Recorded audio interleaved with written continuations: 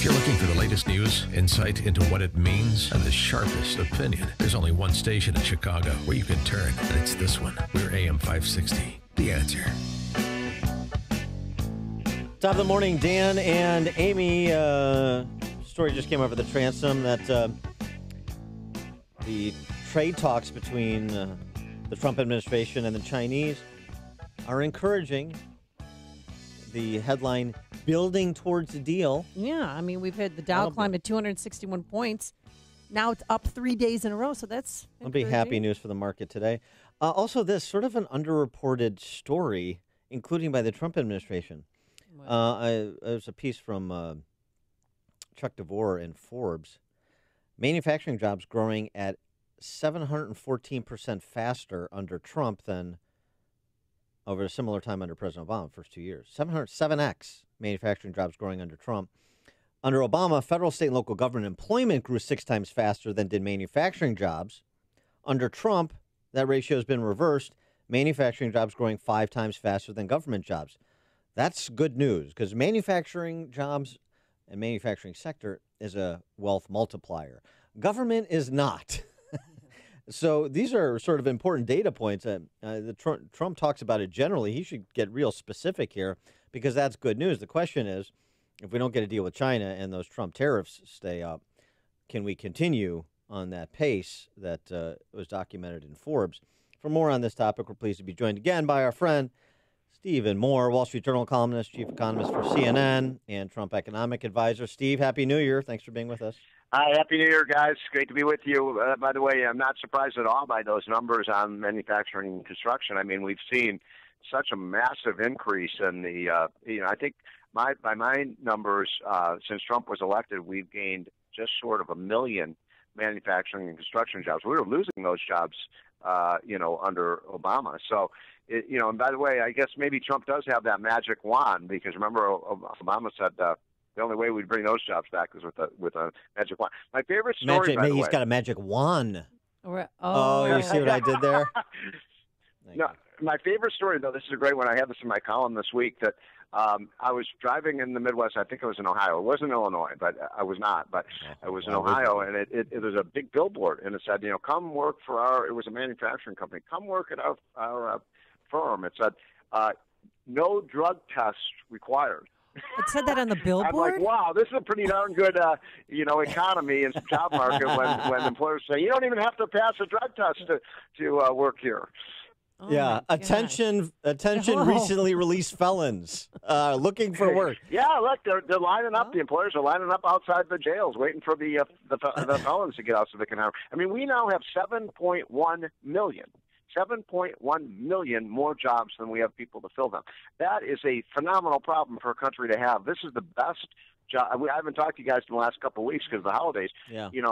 This is the best. I call 2018 the best year for the American worker in 50 years. The lowest unemployment rate, the highest wages. We've got, the blue-collar jobs are coming back. The Wall Street Journal is saying, I listened to Elizabeth Warren over the weekend. She said, we have to rebuild the American economy for the middle class. I'm like, what planet is she on? I mean, That's exactly what Trump is doing. He's bringing back all these lost middle-class, blue-collar, high-paying jobs. Well, then why is the outlook on Wall Street so, middle of the road to dour in terms of continued corporate profits as well as GDP growth in 2019? Yeah, well, we ended 2018 with, we don't know the official number yet, but my estimate will be right around 3.2%. That means this will be the first, Obama, by the way, in 8 years in office, never got us to 3% growth. Trump's done it in his second year in office. There were all these economists like Larry Summers, the chief economist for, president of Harvard University, chief economist for Obama, who said, it's impossible for the American economy to grow at 3%. Well, we did it. We've already achieved that. So I feel very good. But look, the main point is the one you started this segment with about the China trade war. Can Trump get this deal done? I'm somewhat optimistic. But if he doesn't get it done, then we're going to get these 25% tariffs in a couple months. And really, that soon? That's not going to be good for growth. Good. Yeah. Well, I mean, the Dow climbed again 261 points yesterday. It's up 3 days in a row now because I thought I was going to have a heart attack on Christmas Eve. Tell me about it. So what's going on there, I think, is the Dow is now being driven, I think, by two factors. Because the real economy, as we've just been discussing, I mean, jobs growth, manufacturing, construction, that's all really strong. But the stock market is forward-looking. It's looking at what's the economy going to look like 3, 6, 9 months from now. And there's two things that investors are very worried about. One is the trade war, whether or not Trump can get this deal done. And if he gets it done, I think you're going to see the stock market go through the roof. If he doesn't get it done, I think it'll really hurt the stock market. So that's the reason one reason it's been so jittery. The other is, the Federal Reserve Board is out of control. They keep raising interest rates when they should be lowering them. They don't understand that when you have more economic growth, that actually, and people producing more goods and products, that lowers prices. It doesn't raise them. They have what I call growth phobia, and they have taken too much money out of the economy. I mean, look what's happened to the price of oil. Look what's happened to the price of steel. Look what's you're in Illinois. It's a farm state. Look at what the farmers are facing in terms of commodity prices. Yeah, but that is deflation. Prices are falling right now. But don't we have? Doesn't the Fed have the understandable challenge of unwinding a decade of quantitative easing? Well, look, I don't. People say, "Oh, we have to have a return to normal interest rates and so on." I have no idea. And then they say, oh, we have to worry about overheating. I have no idea what any of that means. I mean, the Fed should be looking at one variable and one variable only. What is happening at prices? And prices are either stable or in some industries, they're falling. Now, tell me, Dan, why we need to be raising interest rates and pulling money out of the economy when we have high employment, low unemployment, almost no inflation, high growth. What is it about that picture, Dan, that the Fed doesn't like? Yeah. What are they trying to fix? Well, I mean, you had all this free money for a long time, and that I know, and that creates. But that was a sin that was committed 10 years ago, and we are paying a high price for that. Yes. I mean, there's no question about it. That you borrow under Obama, we borrowed and printed money. But the idea is now to let the economy grow. We're in a new regime. Obama's policies, for the most part, were anti-growth, and Trump's policies are pro-growth. All right, well, look, grow your way out of this. Well, look, I'm sick of listening to you and Amy talk about your 8-figure trading accounts and so worried about Wall Street. I'm down with the people, and Ocasio-Cortez, me and Ocasio-Cortez this week jointly announced our 12-year plan to be a fossil fuel-free economy in this country, and Democrats in the House are moving towards a carbon tax, maybe for a vote even this session. So how about that, a carbon tax? Yeah, that'll do wonders for the economy, won't it? For tax American energy. I mean, energy is the master resource. Everything that we have, the breakfast that you had this morning, the coffee, the computer you're tapping on, the car you're driving, everything is derivative of energy. And we have a great benefit in the United States, but because of the shale oil and gas revolution, we have the cheapest energy of any country. It's one of the reasons we're producing so many manufacturing, construction jobs and so many jobs in other areas. Why in the world would we want to spoil that by raising, raise your hand out there and beep your horn if you want to pay higher gas prices, because that's what a carbon tax would do. Right. It's just an energy tax. And I have a feeling in Chicago our politicians are going to do that soon, because yesterday I gassed up, Stephen, for $1.91 a gallon. I can't remember in Chicago. And $1.90 of that in Chicago is taxes. Yeah. Yeah.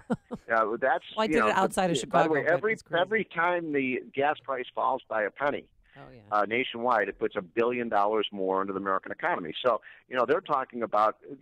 By the way, people like Cortez paying attention to what's happening in Paris? I mean, they've got the carbon tax. They've got all these global warming policies, and there's rioting in the streets by the middle class because they don't want to pay these high costs for, in Paris now, you pay $4, $5, $6 a gallon for gas. My favorite. That's where the liberals want to have us go. They want us to be more like Europe. Anybody want to pay $5 a gallon for gasoline? Ocasio-Cortez does, but Scott Johnson, writing it over a Powerline blog after her 60 Minutes profile on Sunday, has like the best 2 sentences I've read on her.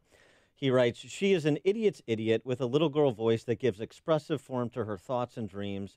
If only she were given absolute power, she could produce the kind of rapid change that has reduced Venezuela to poverty and starvation." So there's the Ocasio-Cortez 12-year plan in a nutshell.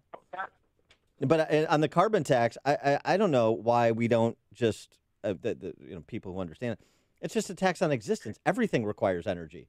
So that's the last frontier for government. Tax your existence. That's what a carbon tax is. Well, I did watch her 60 Minutes interview. I love. I mean, there's so much I like about Alexandria Cortez. I mean, I think I love her energy. I love her feistiness. I love her. Dancing. I just think she's.